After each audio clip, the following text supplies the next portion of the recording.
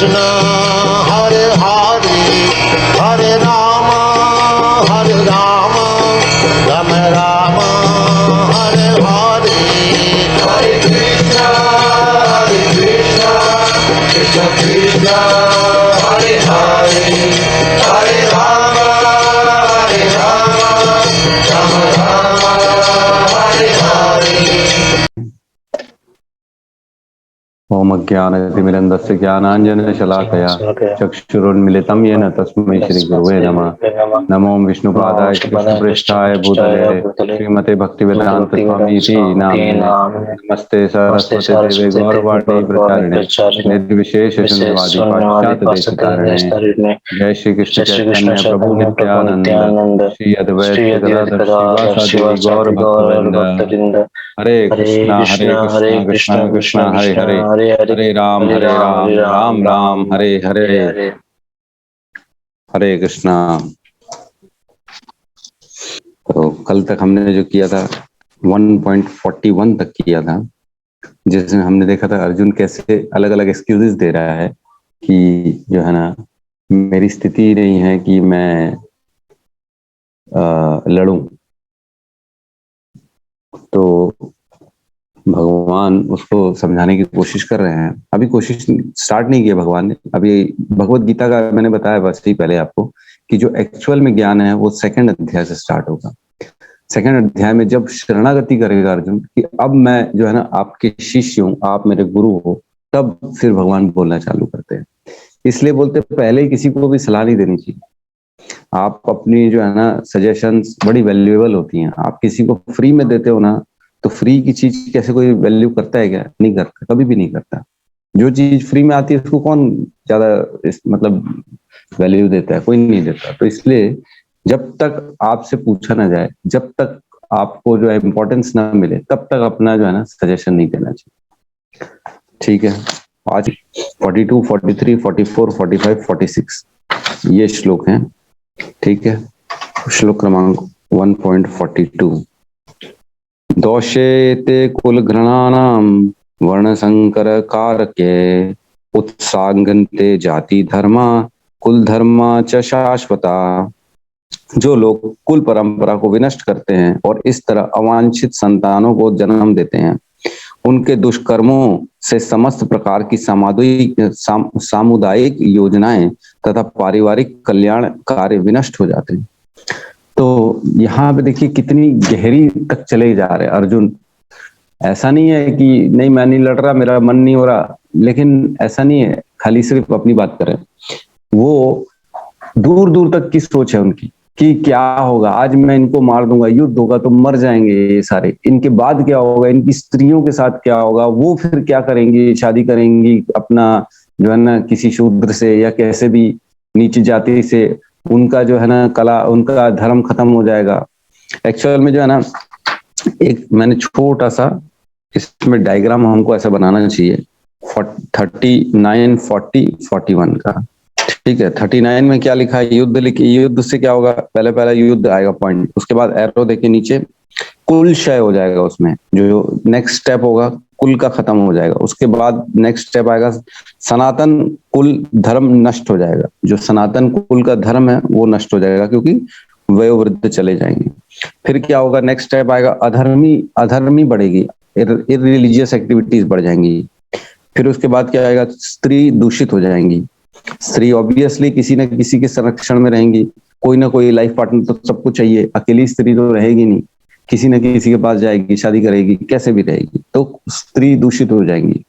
उसके बाद क्या होगा? वर्ण संकर होगा। वर्ण संकर मतलब क्षत्रिय के घर में नहीं जाएगा, क्षत्रिय शूद्र के घर में चले जाएगा, ब्राह्मण शूद्र के घर में चला जाएगा, क्योंकि नीचे की जाति के वाले एक्सेप्ट करेंगे। तो इस प्रकार वर्ण संकर हो जाएगा, तो मिक्स ब्रीड जिसको बोलेंगे हम। फिर जो है ना नेक्स्ट स्टेप आएगा, नरक जाने वाले कर्म होंगे। फिर कर्म जब, क्योंकि धर्म तो रहेगा नहीं, तो जब दूषित हो जाएंगी स्त्रियां तो नरक जाने वाले कर्म को बढ़ावा मिल जाएगा, जिसमें अधर्म के कार्य हो जाएंगे और आसुरी एक्टिविटीज बढ़ जाएंगी। और इसके बाद क्या होगा? पिंड क्रिया खत्म हो जाएगी, जो हमने कल डिस्कशन किया था। और उसके बाद क्या होगा? पितरों का पतन हो जाएगा। इस प्रकार हम इसको एक छोटा सा ऐसा डायग्राम बना सकते हैं। अब 42 में कह रहे हैं कि जो लोग कुल परंपरा को विनष्ट करते हैं और इस तरह अवांछित संतानों को जन्म देते हैं, तो ऐसी संतानें जो पितरों को भी नाश करेंगी, अधर्म को बढ़ावा देंगी और जो है इररिलीजियस एक्टिविटीज में लगी रहेंगी। वो क्या करेंगी, उनके दुष्कर्मों से समस्त प्रकार की सामुदायिक योजनाएं तथा पारिवारिक कल्याण कार्य विनष्ट हो जाएंगी। तो सामुदायिक योजनाएं मतलब जो पूरी कम्युनिटी के लिए, पूरे समाज के लिए उत्थान करने की जो एक्टिविटीज होती है ना, वो खत्म हो जाएंगी। और परिवार के, खुद के परिवार के कल्याण जो कार्य होते हैं, जैसे कुल कार्य, कुल देवता, या हमारे कुल में ये होता है, या हमारे परिवार में हमारे बड़ों ने ये बोला हुआ है, तो वो सारी चीजें भी खत्म हो जाएंगी। क्यों? क्योंकि रहे नहीं पुराने बोलने वाले, बड़े बड़े बूढ़े रहे नहीं, वयोवृद्ध रहे नहीं। और इस प्रकार जो होगा ना, फिर किस में लग जाएंगे लोग, सिर्फ अपनी इंद्रिय तृप्ति में, क्योंकि संस्कार आए नहीं। और जो है ना, आज आज हम देखते हैं जो इंटरकास्ट मैरिजेज हैं, इंटरकास्ट मैरिज में बड़ी स्थिति खराब है बच्चों की। मैं कल प्रवचन सुन रहा था प्रभु जी का, वो बताते हैं एक उनके आए थे डिवोटी, वो डिवोटी के मदर जो है ना कोई और जाति की है, सपोज करो क्रिश्चियन है, उनके फादर हिंदू हैं, और उसकी मदर जो है ना फिर वो सिख है, और इस टाइप के पूरे जो है ना चारों कास्ट उनके घर में। और वो उनसे पूछे कि तुम किसको मानते हो, तो बोले मैं नास्तिक हूँ, मैं किसी को नहीं मानता। तो ऐसा हो जाता है, जो ओवरऑल आउटकम निकलता है ना, जब सब थोड़ा थोड़ा थोड़ा थोड़ा मिलाएंगे। जैसे कल प्रभु जी ने बताया प्रवचन में, गोलियां अगर किसी की तबीयत खराब है तो वो सब गोली ले लेगा, एलोपैथी भी ले लेगा, होम्योपैथी भी ले लेगा, आयुर्वेदिक भी ले लेगा। तो रिजल्ट क्या आएगा? रिजल्ट ये होगा कि रिएक्शंस बढ़ जाएंगे, साइड एक्शंस जो है वो बढ़ जाएंगे। तो इस प्रकार जो है ना, ये जो नई संतानें उत्पन्न होंगी वो धर्म को फॉलो नहीं करेगी, वो क्या करेंगी, सिर्फ अपनी इंद्रिय तृप्ति में लग जाएंगी। तो कहते हैं आहार निद्रा भय मैथुनम च सामान्य में तद पशु भी नराणाम धर्मो ही तेषाम अधिको विशेष धर्महीन पशु भी समाना। मतलब आहार निद्रा भय मैथुन, ये चार चीजें होती है जो है ना, एक पशु के जीवन में भी होती है और सब जो है ना हमारे जीवन में भी होती है। आहार मतलब खाना जो हमारे को पसंद है, निद्रा सोना, भय डर रहता है कहीं ना कहीं सबको, कहीं ना कहीं थोड़ा बहुत, और भय मैथुन, मैथुन मीन्स जो है अपनी सेक्स डिजायर्स आप मान के चलिए, उसको फुलफिल करना। तो ये चार चीज जो होती है ना, ये सबके अंदर होती है। तो यहाँ बताया गया है आहार निद्रा भय मैथुनम च सामान्य में तद पशु भी नराणाम। अगर ये समान रूप से है तो पशु और नरों में कोई फर्क नहीं है। मतलब पशुओं में भी ये होती है, पशु तो यही काम करते हैं, कुत्ता देखो हमसे ज्यादा बेहतर ये सब चीजें करता है, खाता अच्छा है, सोता अच्छा है, किसी भी कार के नीचे सो जाएगा, मर्सिडीज के नीचे सो जाएगा। हमको सोने के लिए तो रूम चाहिए, तकिया चाहिए, गद्दा चाहिए बढ़िया वाला, तब जाके हम सोते हैं। वो रोड में सो जाता है, दिन में सो जाता है, शोर शराबे में सो जाता है। तो ये सारी चीजें जो होती है ना, पशुओं में ज्यादा बेटर होती है, इंसान में भी होती है। इंसान लेकिन आज की डेट में इसी के पीछे दौड़ रहा है, खाली खाना, उसको खाली अपनी डिजायर्स पूरी करना, यही काम कर रहा है। और धर्मो ही तेषाम अधिको विशेष, मनुष्य में एक एक्स्ट्रा ऑर्डिनरी क्या चीज है? धर्म है। धर्म फॉलो करेगा तो उसमें पशुओं से एक डिफरेंस आएगा, नहीं तो पशु और इसमें कोई फर्क नहीं है।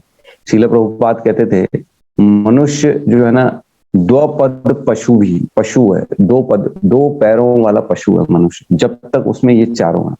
इसके अलावा अगर धर्म नहीं आता है तो पशु और इंसान में कोई फर्क नहीं।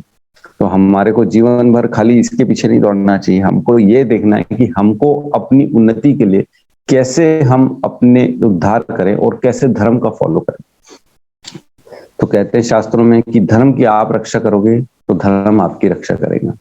अगर हम धर्म की रक्षा नहीं करेंगे तो फाइनली आउटकम में हमारी भी धर्म रक्षा नहीं करेगा और एक दिन हमारा पतन हो जाएगा। तो धर्मो ही येषाम धर्मान ही येषाम धर्महीन पशु भी समाना, मतलब धर्म के बिना पशु और मनुष्य में कोई अंतर नहीं। तो जैसे जैसे अधर्म का कार्य बढ़ेगा मनुष्य पशु तुल्य हो जाएगा, मनुष्य और पशुओं में कोई अंतर नहीं रहेगा। ठीक है, तो आगे बढ़ते हैं 43 में। उत्सन्न कुल धर्माणाम मनुष्याणाम जनार्दन नरके नियतम वास भवति इति अनुश्रुश्रुम। हे प्रजापालक कृष्ण, मैंने गुरु परंपरा से सुना है कि जो लोग कुल धर्म का विनाश करते हैं वे सदैव नरक में वास करते हैं। तो अब देखो यहाँ पे अर्जुन जो है ना, ऐसा नहीं है, वो पढ़ा लिखा है, गुरु आश्रम जा चुका है, गुरु द्रोण ज्ञान जाके उसने विद्या का ग्रहण किया है। तो जो ऐसे गुरु होते थे ना पहले आश्रम में, वो ना सिर्फ शस्त्र विद्या बल्कि नीति शास्त्र, राज शास्त्र, धर्म शास्त्र और सारे शास्त्रों का इन लोगों को ज्ञान मिलता था। तो जो जिस कैटेगरी में फॉल करता है उस कैटेगरी के अनुसार उसको अपने शास्त्रों को अपनाना चाहिए। मेरी कैटेगरी अगर वैश्य की है, मैं अगर बिजनेसमैन हूं, तो मेरे को बिजनेस के अकॉर्डिंग अर्थशास्त्र में मेरे को जाना चाहिए। अगर कोई ब्राह्मण है तो उसको धर्म शास्त्र को फॉलो करना पड़ेगा। तो जैसे जैसे कर्तव्य होते थे वैसे वैसे उनके शास्त्र उनको सिखाए जाते थे और उसको फॉलो करना जरूरी था। और जो ये शस्त्र विद्या होती थी ना, वो सिर्फ सिलेक्टेड लोगों को मिलती थी पहले। हम देखे हैं कर्ण भी जाता है शस्त्र विद्या सीखने, तो उसको पहले मना कर देते हैं क्योंकि तुम क्षत्रिय नहीं हो, और तुम, जैसे हमने देखा उस दिन एकलव्य को भी मना कर दिया कि तुम क्षत्रिय नहीं हो, तुमको शस्त्र विद्या हम नहीं देंगे। तो शस्त्र विद्या जो होती थी ना, वो बड़ी डेंजरस होती थी। अगर किसी गलत हाथ में लग गई, जैसे आज की डेट में पिस्तौल है, पिस्तौल अगर किसी गलत आदमी के हाथ में लग गई तो क्या करेगा वो? समाज में जाके तबाही मचाएगा, हवाई फायर करेगा, बोलेगा नाचो मेरे सामने बसंती नाच। तो ये हाल हो जाएगा गब्बर का। तो इसलिए शस्त्र विद्या सबको नहीं दी जाती थी। क्यों? क्योंकि समझदार आदमी के हाथ में ही पावर जाना चाहिए। तो यहाँ कहते गुरु परंपरा से मैंने ये सुना है कि कुल धर्म का विनाश करते हैं, जो लोग कुल धर्म का विनाश करते हैं वे सदा नरक में वास करते हैं। तो अगर मैंने इनको नाश कर दिया, कुल धर्म मेरे कारण नाश हो जाएगा, तो मेरे को नरक में वास करना पड़ेगा। अब एक्सक्यूजेज अलग अलग अलग दे रहे हैं अर्जुन यहाँ पे। तो इसमें मैं एक छोटा सा रेफरेंस दूंगा आपको, जो 4.34 है। यहाँ पे भगवान कह रहे हैं, आप सबके पास है ना मेरे ख्याल से भगवत गीता, पेज नंबर 193। यहाँ कहते हैं भगवान, तद विधि प्रणिपातेन परिप्रश्नेन सेवया उद्देश्यन्ति ते ज्ञानम ज्ञानिनाम तत्वदर्शिनः।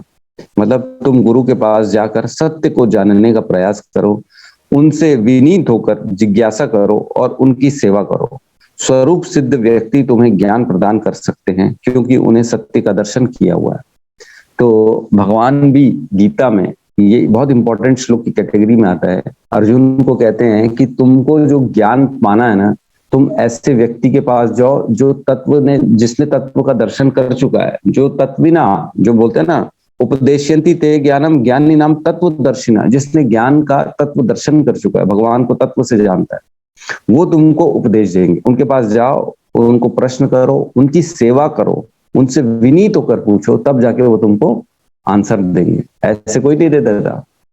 तो मैं उस दिन भी बता रहा था कि गुरु द्रोण के पास जो एकलव्य गया था, वो जब तक शरणागति नहीं होगी ना, जब तक गुरु को ये लगेगा कि नहीं ये मेरे पास सरेंडर होने नहीं आया है, ये तो खाली जो है ना मेरे से लेने आया है, सरेंडर होने नहीं आया, तब गुरु जो है ना विद्या नहीं देते।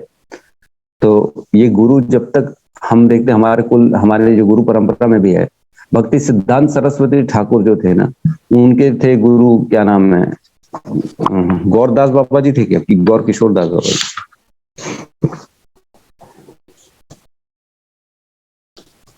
कौन थे? भक्ति सिद्धांत सरस्वती ठाकुर के जो गुरु थे गौर किशोर दास बाबा जी। तो गौर किशोर दास बाबा जी के पास गए थे भक्ति सिद्धांत सरस्वती ठाकुर जो थे, और उनके पिताजी जो थे भक्ति विनोद ठाकुर। भक्ति विनोद ठाकुर ने भक्ति सिद्धांत सरस्वती ठाकुर को बोला कि जाओ तुम इनकी शरण ग्रहण करो, इनको गुरु बनाओ। तो गौर किशोर दास बाबा जी जो ना, उनको शिष्य मानने को तैयार नहीं थे, बोले मैं तुमको शिक्षा दूंगा ही नहीं। बहुत कोशिश किए भक्ति सिद्धांत सरस्वती ठाकुर, मेरे को शिष्य बनाओ बनाओ बनाओ, बोले नहीं बनाएंगे। तो फाइनली भक्ति सिद्धांत सरस्वती ठाकुर जो है ना, बहुत कोशिश करने के बाद भी बोले अब जो है ना मैं गंगा जल में कूद के अपने प्राण दे दूंगा, क्योंकि मेरे को जो है ना गुरु नहीं बनाया जा रहा, मेरे को शिष्य नहीं बना रही है गौर किशोर दास बाबा जी, मेरे को रिजेक्ट कर रहे हैं, अब मेरे पास कोई रास्ता नहीं है, मैं प्राण दे दूंगा अपने नदी में कूद के। तो जब गौर किशोर दास बाबा जी को ये पता पड़ा कि नहीं इतनी शरणागति इसके अंदर है, तब जाके उन्होंने इनको अपना शिष्य बनाया, अदरवाइज शिष्य नहीं बना देते। तो इस प्रकार जो है ना शरणागति बहुत इंपॉर्टेंट है।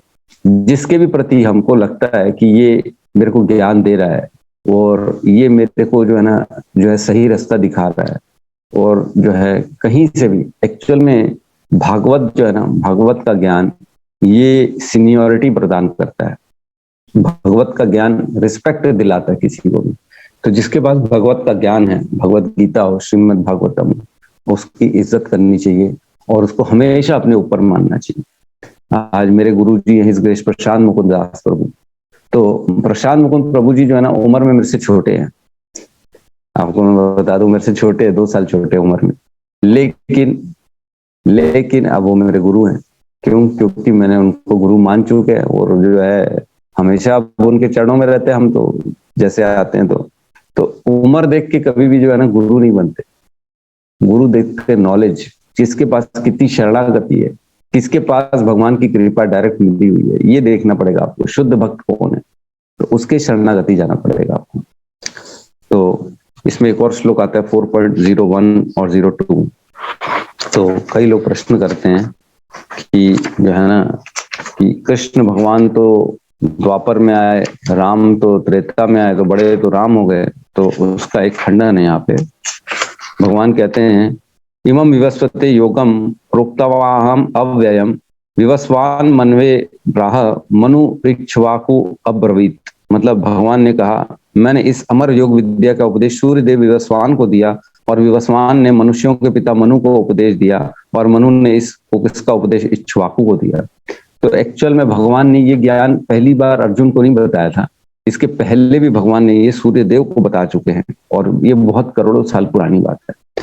तब फिर उसके बाद उन्होंने विवस्वान ने मनु और मनु को उन्हें एक इक्ष्वाकु को दिया।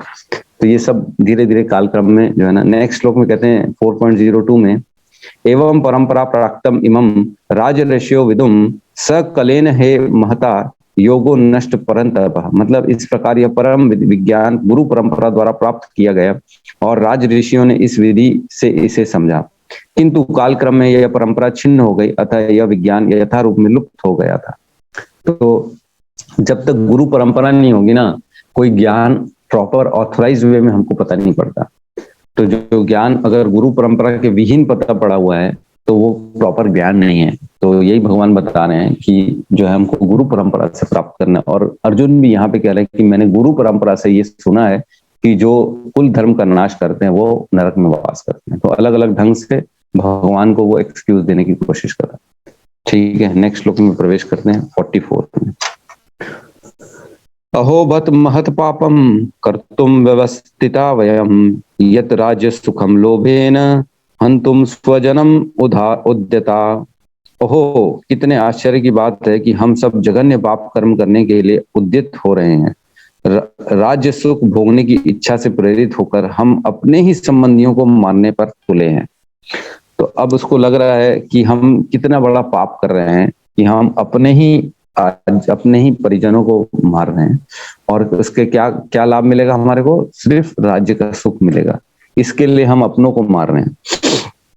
तो इसमें एक चीज जो है बहुत इंपॉर्टेंट कि फिर से देखो, अलग अलग ढंग से बार बार अर्जुन भगवान को यही समझाने की कोशिश कर रहा है कि मैं जो है ना आपको समझा रहा हूँ, आप मेरे को युद्ध के लिए पीछे हटने बोलो।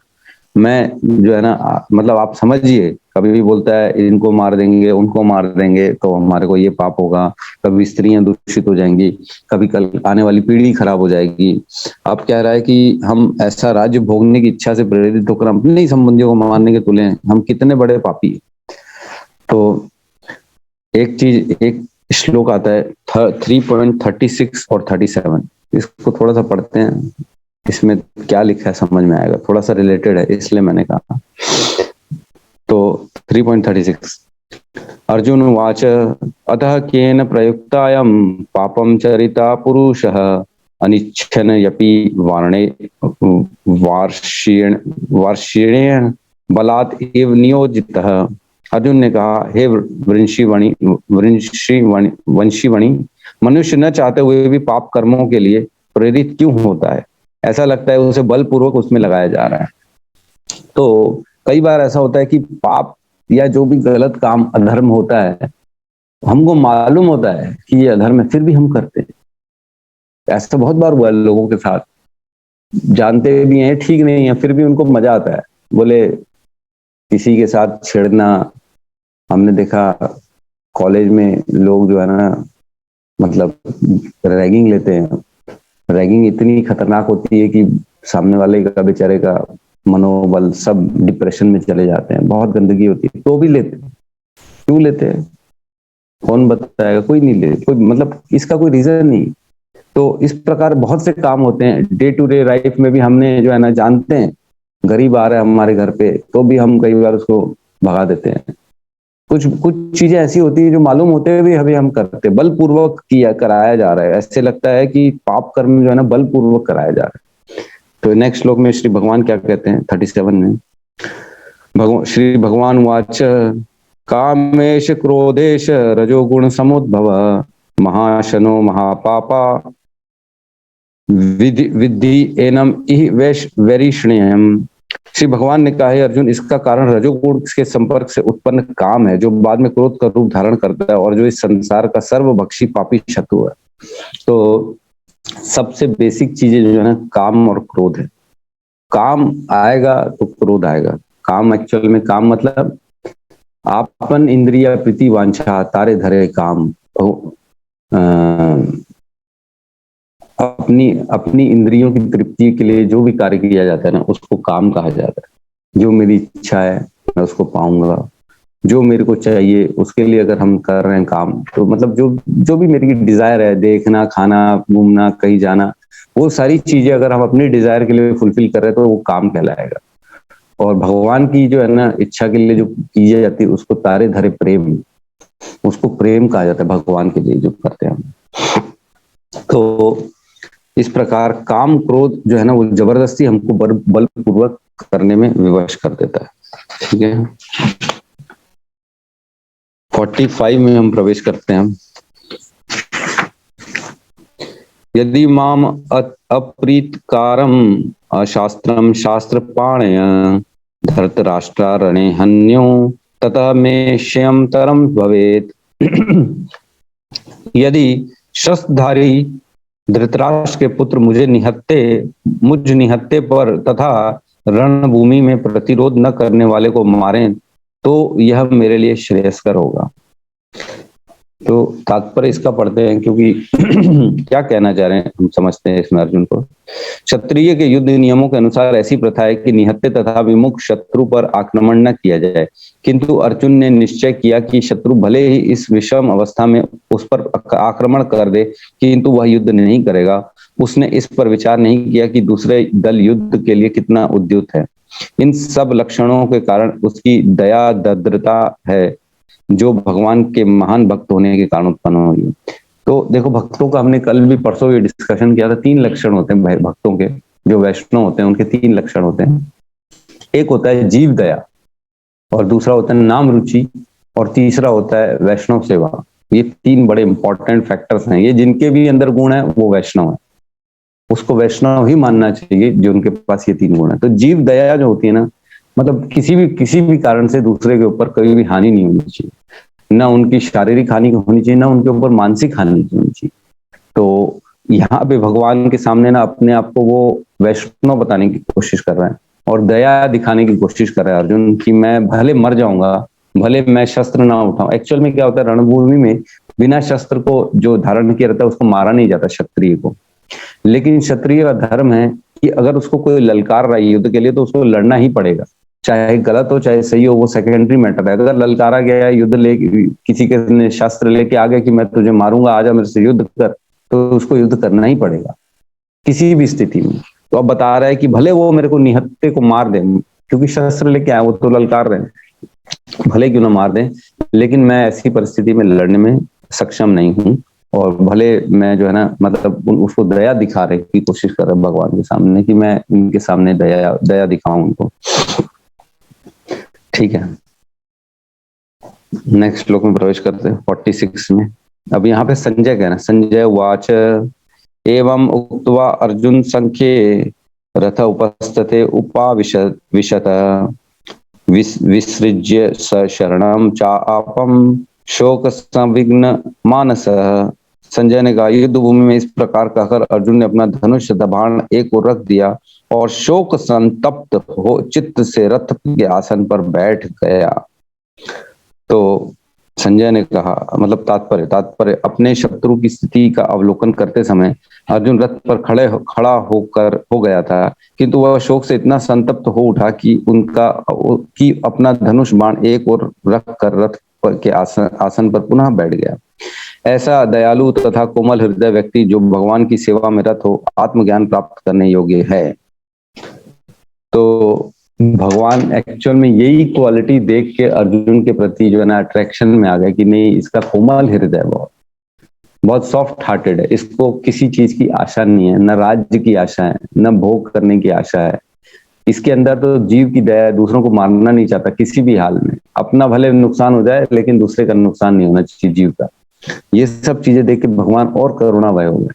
लेकिन एस पर शास्त्र ये विहीन है, क्षत्रिय का धर्म है उसको युद्ध करना।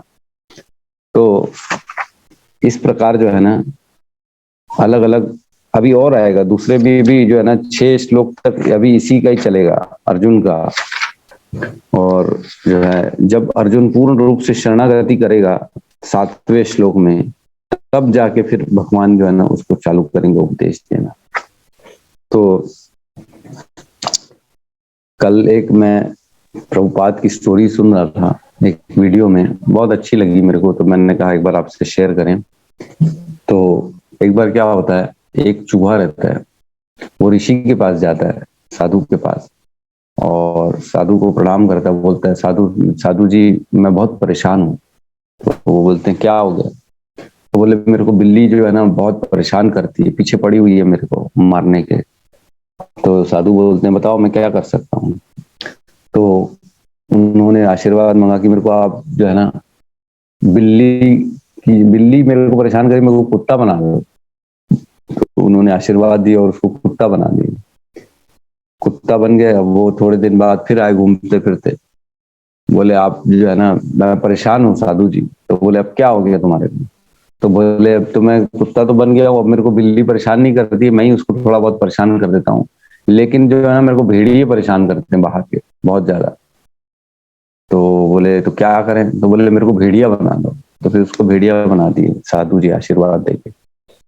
फिर कुछ दिन बाद आता है अपना भेड़िया जो है ना साधु के पास प्रणाम करता है, बोले बहुत परेशान हूं मैं। तो बोले अब क्या हो गया? तो बोले अब मेरे को शेर परेशान करता है बहुत। तो बोले अब क्या करूं? तो बोले मेरे को शेर बना दो। तो साधु जी ने आशीर्वाद दिया और उसको शेर बना दिया। तो शेर जैसे बन गया, क्योंकि शेर की जो इच्छा होती है वो मांस खाने की इच्छा होती है। तो साधु को देखा, जैसे साधु के सामने ही था, तो उसके हृदय में इच्छा उत्पन्न हुई कि मैं इसका मांस खा लूं, साधु भाई। तो देखने लगा साधु को। तो साधु जी ने बोला क्या कर रहे तुम? तो बोले नहीं अब तो मेरी कुछ और ही इच्छा हो रही है।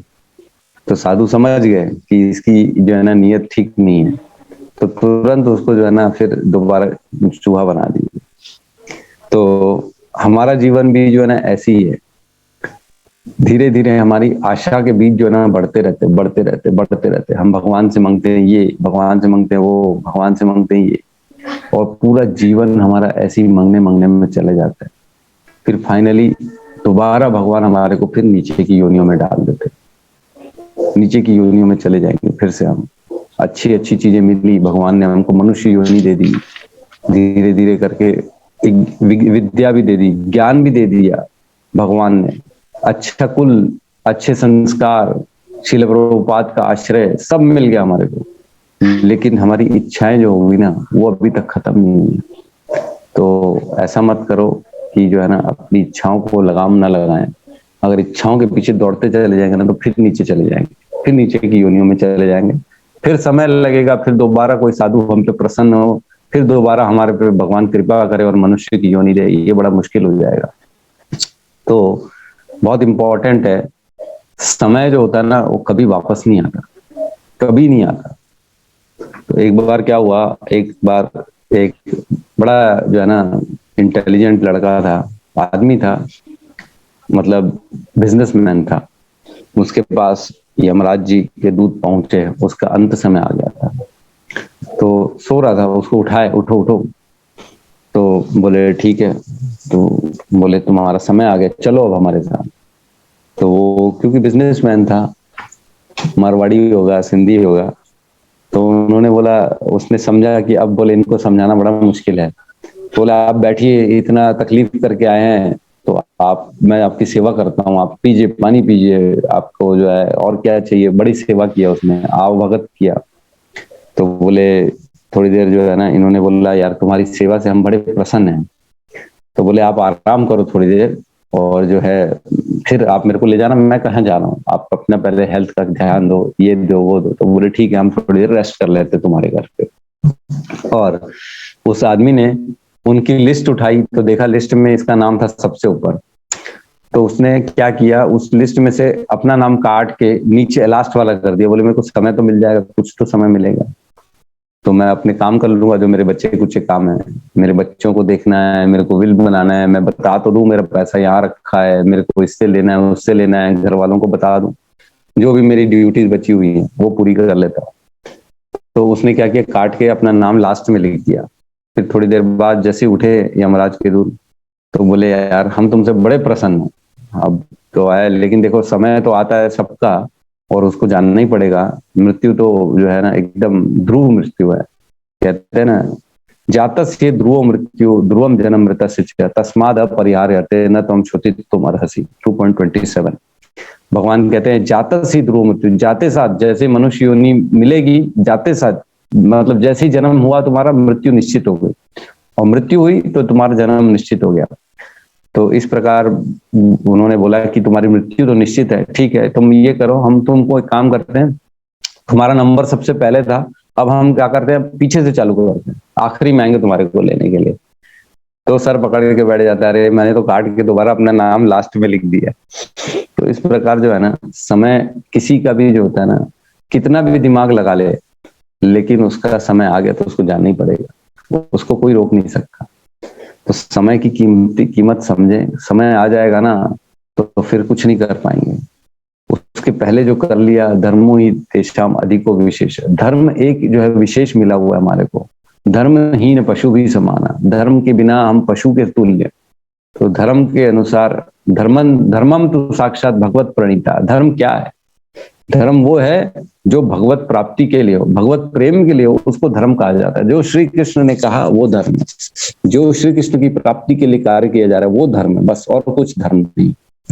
तो सिर्फ हमको यही करना है कि जो परो धर्म एक्चुअल में, ये सारा परो धर्म कहलाता है। एक होता है स्वधर्म, एक होता है परो धर्म। स्वधर्म भी करना है हमारे को, अपने अपने काम करने हैं, हमारे घर के लिए, अपने रहन सहन के लिए, अपनी पेट के लिए जो है धन अर्जित करना है, खाना पीना करना है, ठीक है, शरीर को भी ठीक रखना है, सब करना है, स्वधर्म करना है, लेकिन परो धर्म तो कभी छोड़ना ही नहीं। तो ये बहुत इंपॉर्टेंट है कि हमको परो धर्म करें हम, और इससे जो है ना विमुख ना हो। तो किसी को कोई डाउट हो, यहाँ पे कोई प्रश्न हो तो बिल्कुल स्वागत है उनका। हरे कृष्ण प्रभु जी, धन्यवाद, प्रणाम। हरे कृष्णा प्रभु जी, दंडवत प्रणाम। प्रभु जी यहाँ पे एक श्लोक में मतलब अनुवाद में बोलते हैं हे प्रजापालक कृष्ण। तो प्रभु जी प्रजापालक मतलब जो प्रजा की, मतलब जो प्रजा को पालते हैं वो बोल रहे हैं।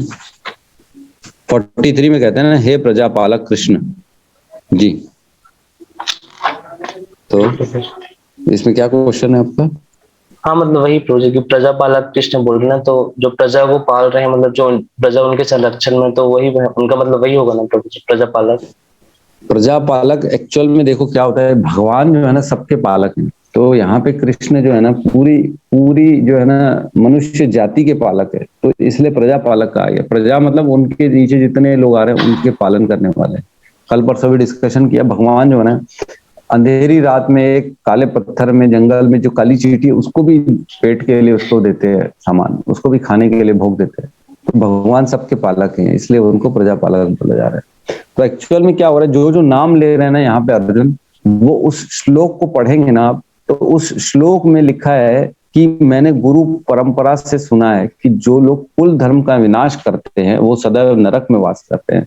तो अगर मैं नरक में चले जाऊंगा तो आपसे दूर चले जाऊंगा। प्रजापालक, आप मेरे पालक हो, आप मेरे को सही रास्ता गाइड करो, क्योंकि मैं आपसे विमुख नहीं होना चाहता हूँ। तो इस प्रकार भगवान को कह रहे हैं प्रजापालक। जी प्रभु जी। नरक में चले जाएंगे तो चेतना उसकी जो है ना भक्तिमय नहीं रहेगी, भगवान से जो है विमुख हो जाएंगे, इसलिए कह रहे हैं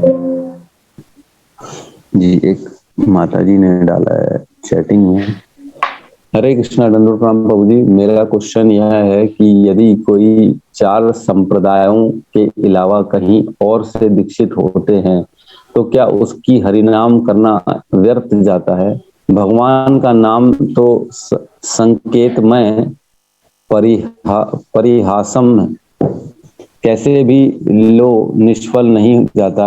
भागवतम में बताया गया है कि कंफ्यूज हूँ, कृपया मार्गदर्शन कीजिए, हरि बोल। तो देखिए ऐसा है माता जी, कौन माता जी है ये? सोनिका माता जी, ठीक है। सोनिका माता जी का अच्छा क्वेश्चन है। तो सोनिका माता जी का क्वेश्चन है कि अगर कोई संप्रदाय में ना आए, 4 संप्रदाय जो कि हमने डिस्कशन किया, एक श्री संप्रदाय, एक ब्रह्म माधव गौड़ संप्रदाय, और एक होता है रुद्र संप्रदाय, और एक होता है कुमार संप्रदाय। इन 4 संप्रदाय के बिना अगर कोई हो, इनमें ना हो, और तो भी वो हरिनाम कर रहा हो, हरिनाम का कीर्तन कर रहा हो, नाम जप कर रहा हो, तो उसकी क्या गति होगी, उसका क्या इफेक्ट आएगा? तो देखिए नो डाउट हरिनाम संकीर्तन तो अल्टीमेट वही एक मेन है, बोलते ना गोलोक प्रेम धन हरिनाम संकीर्तन। तो ये गोलोक का सबसे अहम धन है जो हरिनाम संकीर्तन है। तो इसको तो इसका बिल्कुल इफेक्ट मिलेगा ही मिलेगा आपको, कहीं पे भी जो है ना, इसको कहीं पे भी चले जाओ, चाहे संप्रदाय में लो चाहे नहीं लो, कोई फर्क नहीं पड़ता, हरिनाम आपके साथ रहेगा हमेशा हमेशा रहेगा। लेकिन क्योंकि हम लोग कलयुग के जीव हैं, हम लोग के अंदर इतनी शुद्धि नहीं है, तो जो हमारी एक्चुअल में जिम्मेदारी जो लेता है ना, वो हमारा गुरु लेता है। और कहीं ना कहीं हमारे अंदर कलमश रहते हैं, वो सब कैसे नाश होंगे? तो वो नाश करने के लिए हमारे पास गुरु आते हैं, वो गुरु हमारी जिम्मेदारी लेते हैं, तब हमको जो है ना भगवत धाम में एंट्री मिलती है। एक बार क्या हुआ, एक इस्कॉन का भक्त जो है ना, उसका निधन हो गया। ऊपर गए वैकुंठ लोक में, बाहर में जैसे मैंने बताया 7 द्वार होते हैं वहां पे, काम क्रोध लोभ मोह मद और मात्सर्य, ये 7 द्वार नहीं, ये 6 हो गए, और एक होता है 7वां द्वार शुद्ध भक्ति का। तो इस 7 द्वारों के बाहर जय विजय खड़े रहते हैं, वो आपको स्कैन करते हैं। पहले गेट में काम का गेट में ना काम चेक करेंगे, आपके अंदर काम की कोई भी इच्छा बची हुई है क्या, आपके अंदर क्रोध की इच्छा बची हुई है क्या, लोभ की इच्छा बची हुई क्या। तो जब वो गए तो देखे, तुमने बोले क्या किया जीवन भर? बोले मैंने तो इस्कॉन में जो है ना भक्ति की, तो मैंने नाम जपा है, डेली 16 माला करते थे। तो बोले ठीक है 16 माला तो करते थे, लेकिन तुम इन 7 गेटों से पार करने के लायक अभी तक नहीं बने हो। तुमने 50% चलो भक्ति मान ली कर ली है, 25-30% भक्ति की, इससे ज्यादा तुम्हारी शुद्धता नहीं आई है तुम्हारे अंदर। तो बोले मैंने एकादशी की है, मैंने विग्रह सेवा की है, प्रसादम खाया है। तो बोले 10-20% और जोड़ लो अपने पास, ज्यादा से ज्यादा 60% की तुमने भक्ति की है, लेकिन 100% नहीं की, अभी तक तुम एलिजिबल नहीं हो यहाँ से प्रवेश करने की। तो बड़ा रोता है, बोले मैंने जीवन भर में तो भक्ति की, मैंने किया क्या है? तो प्रभुपाद को याद करता है वो, हे प्रभुपाद ये कैसा है, ये आपके लिए आपके बताए गए मार्ग पे चला, आप ही आइए मेरे को बचाइए। तो तुरंत जो है ना प्रभुपाद की बात सुन के वहां पे जो है ना प्रभुपाद पहुंचे और उसको बोले ये मेरा शिष्य है, इसको अंदर आने दो। तो फिर उसको अंदर आने दी।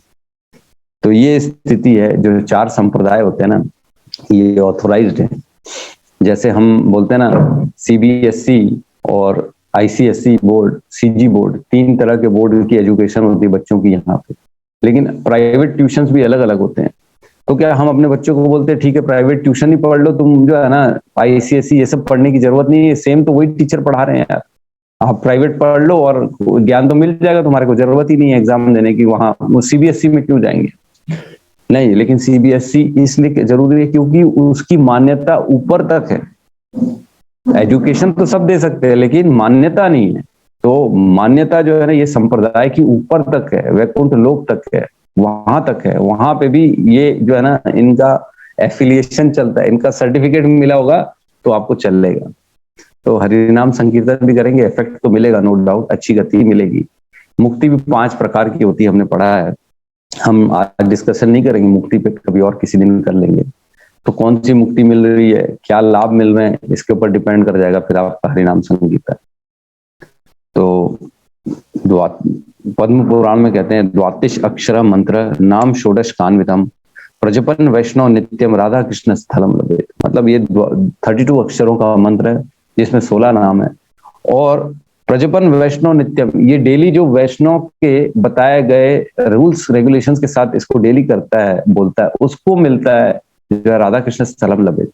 तो हमको हमारे गुरु के द्वारा जो मिलता है ना, एक्चुअल में नाम तो वही है, हरे कृष्ण महामंत्र वही है, सेम है, लेकिन जब वो गुरु के द्वारा मिलता है, शिक्षा गुरु या दीक्षा गुरु के द्वारा दिया जाता है ना, तो इसका इंपॉर्टेंस एकदम अलग है।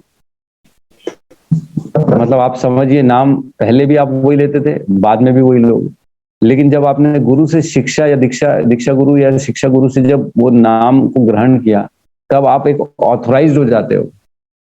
आज जैसे ब्लैक मनी और व्हाइट मनी होती है ना, किसी के पास पैसा है, ब्लैक मनी है कि व्हाइट मनी है उसके पास।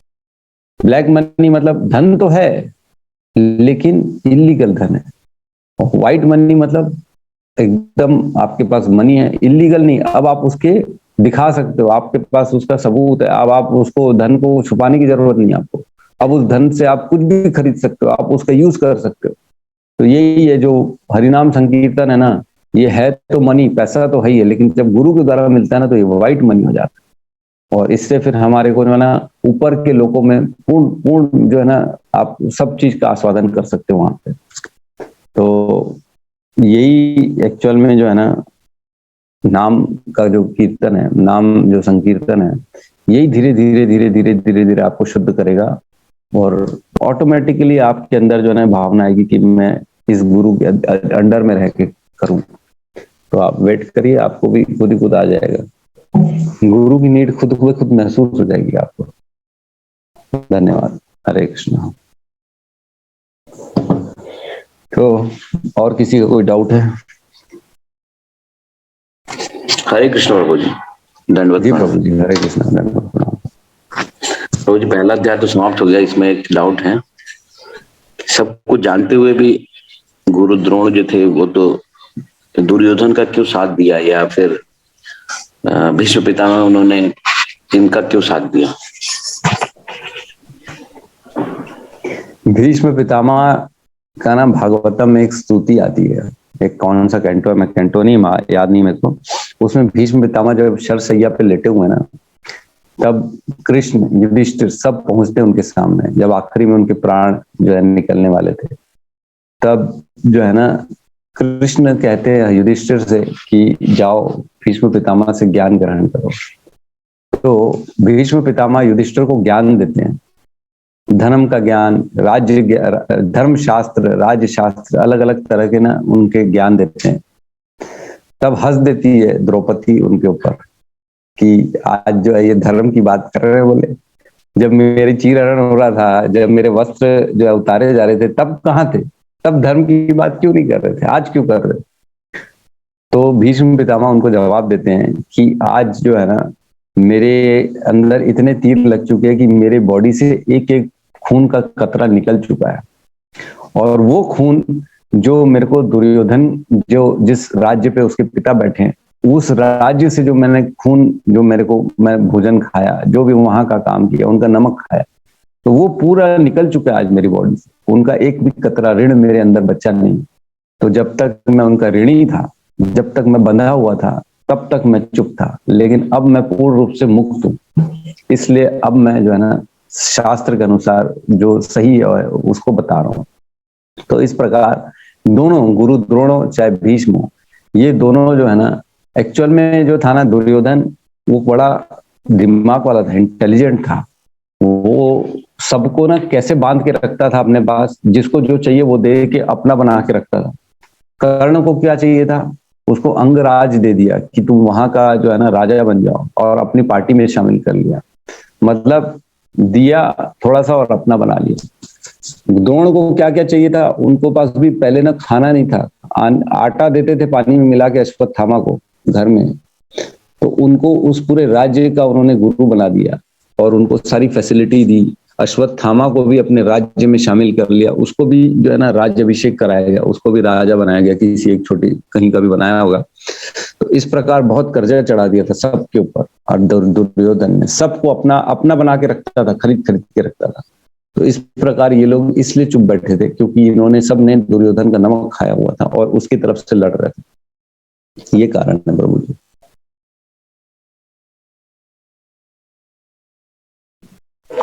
ठीक है प्रभु जी, धन्यवाद। सही क्वेश्चन है प्रभु जी का कि जब इतने ये लोग धर्म शास्त्र की बात कर रहे हैं, इतने उतने एलिवेटेड लोग हैं, फिर क्यों लड़ रहे हैं, उन्होंने गलत का साथ क्यों दिया फिर भी। तो कई बार हम देखते हैं कि हम किसी का जो है ना, आप किसी से मदद ले लेते हैं अपने बुरे समय में, आपके ऊपर उसका कर्ज चढ़ चुका है, तो आप मजबूर हो जाते हैं उसके खिलाफ बोलने में। आपको मालूम भी है ये गलत है, लेकिन हम बोल नहीं पाते। क्यों? क्योंकि ऐसे समय में उसने हमारी मदद की है जब कोई सामने था नहीं, जब मैं मतलब badly I was in need of that help, मेरे को जरूरत थी, तब इसने मेरे लिए खड़ा किया। इससे बड़ा आदमी और कौन हो सकता है। तो कर्ण से बोला भी कृष्ण ने कि तू छोड़ दुर्योधन का साथ, तू आज इधर 5 पांडवों में तू सबसे बड़ा है, तू सब इनका बड़ा भाई है। जब युद्ध चालू होने वाला है ना उसके पहले, तब बोले कर्ण ने, बोले आप ऐसे समय में आके मेरे को क्यों बता रहे हो ये सब। अब मैं पूर्ण रूप से जो है ना दुर्योधन का कर्जदार हूं, मेरे को उसका कर्जा उतारना है। मैं अब ये सब मेरे को प्रलोभन मत दो कि मैं इनका बड़ा भाई हूँ, मेरे को राज्य मिल जाएगा, युधिष्ठिर तुम्हारा अनुज रहेगा, छोटा भाई बन के रहेगा। तो ये सब मत बताओ। क्यों? क्योंकि मेरे ऊपर कर्जा चढ़ा हुआ है दुर्योधन का, या तो मैं मर जाऊंगा या इनको मारूंगा, बस अब मेरे लिए यही है। तो जब वो समय कहाँ, वो क्यों मेरे को, मेरी माँ कुंती जो थी, उन्होंने क्यों मेरे को फिर त्याग दिया, जब मेरे को अगर ऐसे तुम आज मेरे को इनका बड़ा भाई बना रहे हो। उस समय रखते तो मैं बड़ा भाई बनता, लेकिन अब जब मेरे को दुर्योधन ने मेरा साथ दिया, मेरे को इस स्थिति पे लाया, तब मैं क्या करूंगा पांडवों के साइड जाके।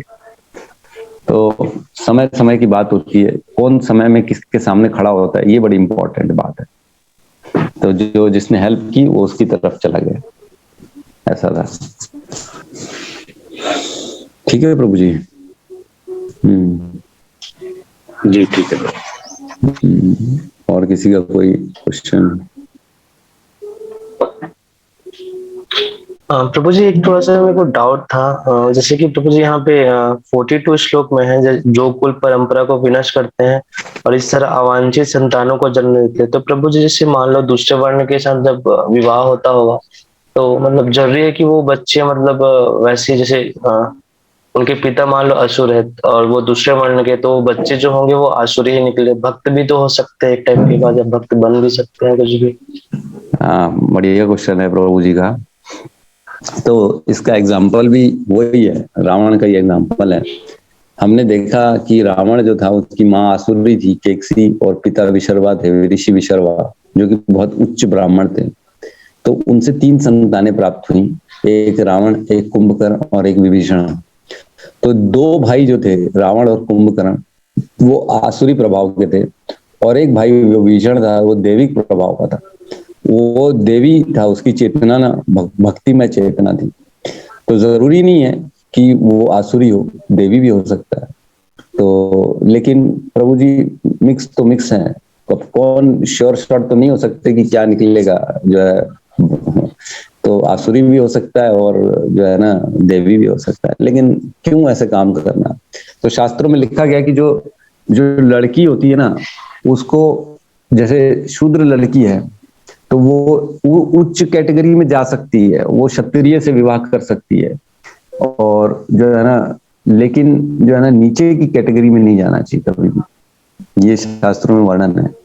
तो जैसे जैसे हम देखते हैं, मतलब ये एक्चुअल में वर्ण संकर बोला जाता है इसको। 2 वर्णों का एक्चुअल में अलग अलग वर्ण मिले और जो है ना बच्चे पैदा हुए, वो बेचारे मिक्स हो गए, उनको न क्षत्रिय है पूर्ण रूप से, न वो शूद्र है पूर्ण रूप से, न ब्राह्मण है पूर्ण रूप से। इसीलिए ये सब चीजों का वर्ण आश्रम धर्म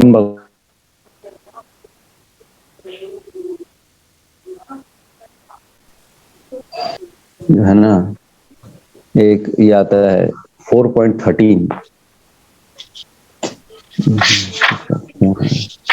4.13 श्लोक है, इसमें कहते भगवान चतुर्वर्ण्या मया सृष्टम गुण कर्म विभाष तस्य कर्तारम अपि माम वृद्धि अकर्तावम अकर्तारम अव्ययम।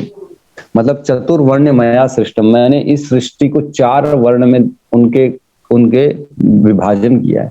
चतुर्वर्ण मया सृष्टम गुण कर्म विभाग से, मतलब गुण और कर्म के आधार पे चार विभागों में इसको डिवाइड किया है। जो आश्रम और वर्ण होते हैं ना, ये इन्हीं के ऊपर, तो क्वालिटीज के अकॉर्डिंगली है। तो आज की डेट में नहीं है जैसे कोई ब्राह्मण के कुल में पैदा हो गया तो वो ब्राह्मण हो गया, ऐसा नहीं। कर्म से होना चाहिए ब्राह्मण, गुण से होना चाहिए ब्राह्मण। तो वर्ण संकर जो होते हैं ना, अब पूर्ण रूप से मान के चलो अब फैल चुका है। अब कोई भी एक प्योर ब्राह्मण नहीं है, कोई भी प्योर क्षत्रिय नहीं है, कोई भी प्योर वैश्य नहीं है। सारे के सारे जो है ना, जो इंटरकास्ट मैरिजेज है और जो इतने काल क्रम में ये सब होता है, अब सब खत्म हो चुका है। इसलिए किसी के भी घर में आज ब्राह्मण पैदा हो जाता है, किसी के भी घर में आज देखते हैं खून खोलने वाले आदमी पैदा हो जाते हैं, क्षत्रिय पैदा हो जाते हैं। क्यों? क्योंकि अब कोई बचा नहीं, अब किसकी कहाँ इफेक्ट आके किसके यहाँ कौन जन्म ले रहा पता नहीं पड़ रहा। तो अभी कुछ भी हो सकता है, मतलब क्षत्रिय के यहाँ जो है ना, हम देखते हैं अच्छे खासे बिजनेसमैन पैसे वाले आदमी हैं और उनके बच्चे कई बार हम देखते हैं कि कैसे लड़कियों जैसे बिहेव कर रहे हैं। उनको मतलब गट्स नहीं है उनके अंदर। ऐसा क्यों? तो ये इसी कारण हो रहा है प्रभु जी, क्योंकि वर्ण संकर हो चुका है और इसी से बचने के लिए ये सब सोच रहे हैं। इतनी गहराई तक अर्जुन चले गए थे, लेकिन अब क्या मतलब, तो सब हो चुका है, अब कोई मतलब नहीं। जी ठीक है प्रभु जी, धन्यवाद प्रभु जी। जी हरे कृष्ण। हरे कृष्ण।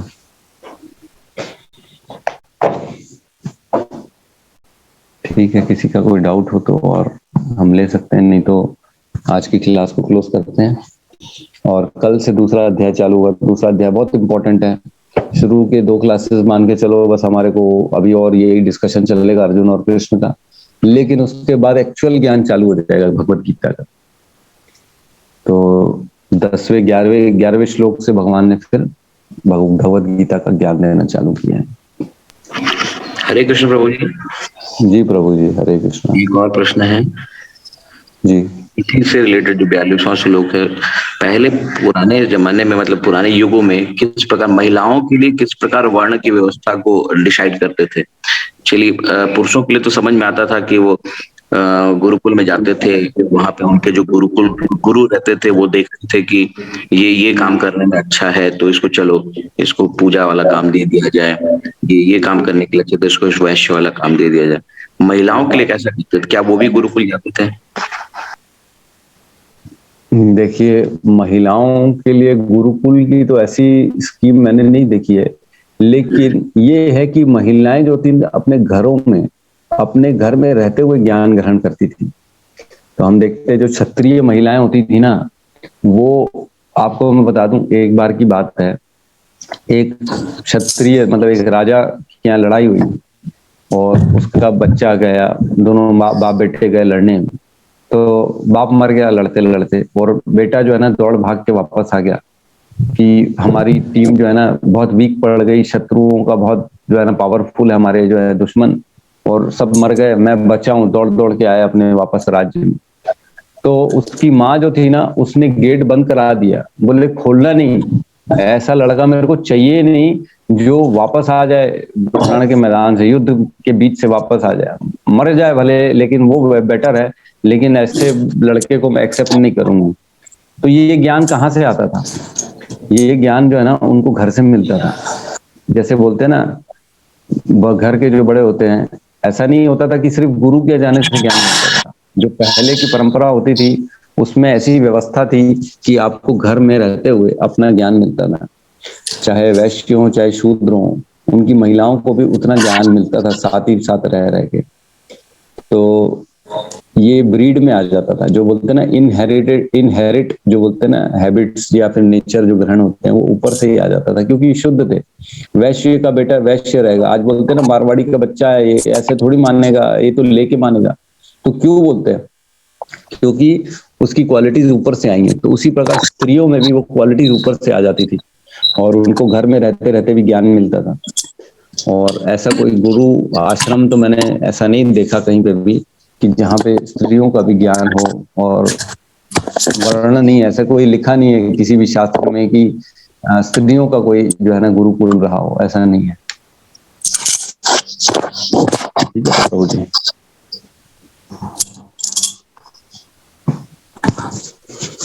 हरे कृष्णा। ठीक है प्रभु जी। ठीक है प्रभु जी। जी ठीक है, तो हम क्लास को विराम देते हैं यहाँ पे।